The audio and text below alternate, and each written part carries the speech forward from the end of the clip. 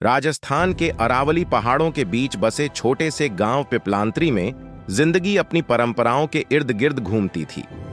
इसी गांव में एक साधारण किसान राम प्रसाद और शांति देवी की बड़ी बेटी कविता का जन्म हुआ था। उनके माता पिता ने अपने प्यार और त्याग से कविता के सपनों को पंख दिए। कविता उनकी शान थी, स्कूल में अव्वल और बाद में गांव की पहली लड़की जिसने जयपुर में सरकारी नौकरी हासिल की। शादी के बाद कविता का मायका त्योहारों और पारिवारिक अवसरों पर जाने की जगह भर बन गया, लेकिन उसके लिए वह हमेशा उसका असली घर था, यादों और बिना शर्त के प्यार का ठिकाना। वर्षों बीत गए और जिंदगी अपने अनिश्चित रास्तों पर चल पड़ी।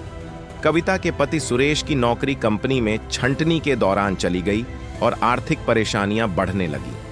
उसने परिवार की जिम्मेदारियों को अकेले संभाला, अपने 2 बच्चों की परवरिश की और घर का खर्चा चलाया। लेकिन इन सब के बीच उसके दिल में हमेशा अपने मायके जाने की इच्छा बनी रही। एक बरसात के मौसम में उसे एक फोन आया जिसने उसकी दुनिया बदल दी। उसकी मां ने बताया कि उसके पिता को लकवे का दौरा पड़ा है और वे बिस्तर पर पड़ गए हैं। कविता ने बिना देरी किए ऑफिस से छुट्टी ली और पिपलांत्री के लिए निकल पड़ी। जब वह अपने गांव पहुंची तो हरियाली से भरे खेत और चहचहाते पक्षियों की आवाज ने उसे सुकून दिया। लेकिन जैसे ही उसने अपने माता पिता के घर में कदम रखा, उसने एक बदलाव महसूस किया। उसके छोटे भाई रमेश का परिवार अब वहां रहता था। वह घर जिसे वह अपना मानती थी अब पूरी तरह उनके अधिकार में लगने लगा। उसके पिता एक कोने में खाट पर लेटे हुए थे और उसकी मां का कभी चमकता हुआ चेहरा अब चिंता की लकीरों से भरा हुआ था। कविता ने मां को दिलासा देने की कोशिश की, लेकिन घर में एक अनकही खिंचाव महसूस हो रही थी। दिन बीतने लगे और कविता ने घर के माहौल में एक बदलाव देखा। रमेश की पत्नी मीरा विनम्र तो थी, लेकिन दूरी बनाए रखती थी। मीरा को कविता की उपस्थिति खलने लगी थी, जैसे वह घर की दिनचर्या में रुकावट बन रही हो। कविता ने अपने भाई और भाभी के बीच फुसफुसाते हुए सुना कि उसकी लंबी उपस्थिति उनके खर्चे बढ़ा रही है। एक रात उसने मीरा को रमेश से कहते सुना, कब तक रहेगी यहां? उसका अपना घर है, अपना परिवार है, यह घर अब उसका नहीं रहा। ये शब्द उसके दिल को चीर गए।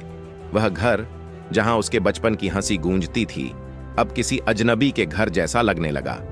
कविता ने दर्द को अनदेखा कर अपने माता पिता की देखभाल पर ध्यान केंद्रित किया। वह अपने पिता को अस्पताल लेकर गई, घर की सफाई की और अपनी मां का काम कम करने के लिए खाना बनाया।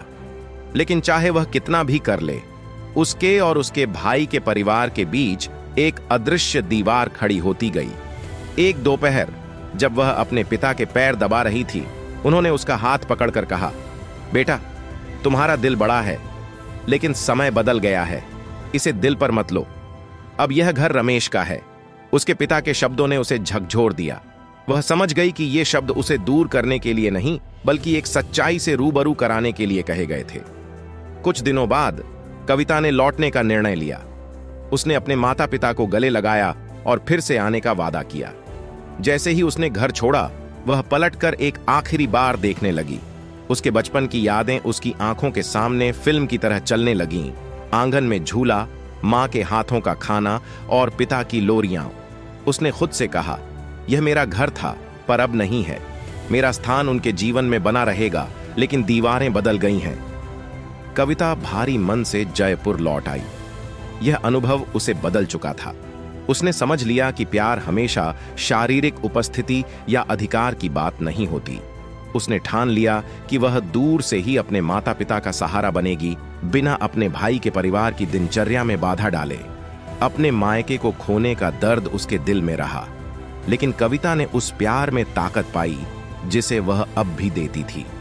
अगर अभी तक मेरे चैनल को सब्सक्राइब नहीं किया है तो प्लीज कर लीजिए और इस वीडियो को लाइक और शेयर करना मत भूलिए।